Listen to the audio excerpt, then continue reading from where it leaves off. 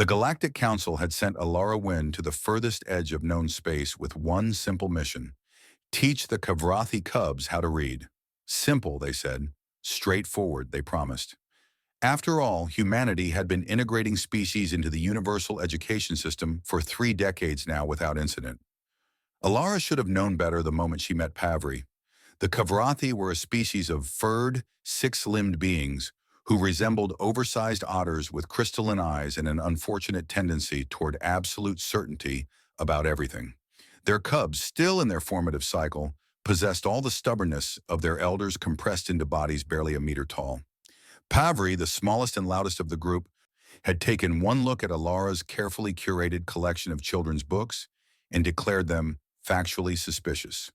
This, Pavri announced on the first day, jabbing a clawed digit at a picture book, is completely wrong. Ilara looked down at the innocent illustration of a rabbit sitting under a tree. What's wrong with it? The proportions are incorrect. The ears are too large relative to the body mass. This creature would topple forward. 3 other cubs immediately crowded around, their whiskers twitching with interest. Within seconds, a full debate had erupted about mammalian ear-to-body ratios, the structural integrity of cartilage, and whether the tree in the background was anatomically capable of producing those specific leaves. Alara pinched the bridge of her nose. It was going to be a long assignment. By the second week, she learned that every picture book in her collection was apparently an affront to physics, biology, or common sense. The hungry caterpillar? Metabolically impossible. The mouse in the clockwork? Couldn't operate machinery with those paws. The bear that went over the mountain? The topography was all wrong, and don't even get them started on the bear's motivation for such an inefficient route. They're stories, Alara explained for the 40th time, her patience wearing thinner than solar sail fabric. They're meant to teach lessons, not be scientific documents. Pavri's crystalline eyes fixed on her, with something resembling pity. If the foundation is incorrect, how can the lesson be valid? The other cubs chittered in agreement, their collective certainty forming an impenetrable wall of juvenile logic. Ilara tried everything.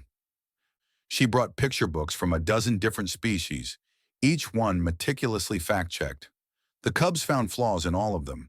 She tried abstract art books with no pretense of reality. The cubs argued about color theory and emotional authenticity. She even tried a book with no pictures at all, just words. That was somehow worse. How can we trust the words, Pavri demanded, when we cannot verify what they describe? 3 months into her assignment, Ilara sat in her cramped quarters aboard the orbital teaching station, staring at a wall covered in rejected books. The Galactic Council had sent increasingly concerned messages. The Kavrathi elders had begun questioning humanity's teaching credentials, and the cubs, for all their arguing, hadn't actually learned to read beyond the most basic level. She was failing, and she didn't know why. That night, unable to sleep, Ilara pulled up her old files from Earth. Buried deep in her personal archives were the books from her own childhood, before the Galactic Council had standardized everything. She scrolled through digital copies of worn pages, past illustrations that were objectively terrible by any artistic standard. And then she stopped. She'd found it. Not a solution, but an idea. The next morning, Alara arrived at the teaching pod with a single book. Not a printed one, not a professional publication. Just a cheap tablet loaded with a blank document and a basic drawing program. Today, she announced to the assembled cubs, "We're going to write our own book." Pavri's ears perked up. "Our own book?" "Yes, and you're going to draw the pictures. That way, they'll be exactly as accurate as you want them to be." The cubs exchanged glances, their whiskers trembling with what might have been excitement or suspicion, probably both. "What's the story about?" one of the quieter cubs asked. Ilara smiled. "Whatever you want, but here's the rule. Everyone contributes, and everyone has to agree on what's true for this story." The debate that followed was legendary even by Kavrathi standards. Pavri wanted a story about space exploration with mathematically accurate orbital mechanics. Another cub insisted on including their traditional hunting practices. A third wanted romance, which caused considerable controversy about pheromone concentrations. But slowly, painfully, something miraculous happened. They compromised. Not because Alara forced them, but because they wanted the story to exist more than they wanted to be right. They argued, yes, but the arguments became collaborative. When Pavri declared a character's trajectory impossible, another cub suggested how to modify the propulsion system. When the hunting scenes became too technical, they worked together to simplify without losing accuracy. The drawings were chaotic, overly detailed in some places, and abstract in others. The plot meandered through three different genre conventions. The scientific accuracy varied wildly depending on which cub had drawn that particular page. It was, by any professional standard, a terrible book. But it was theirs.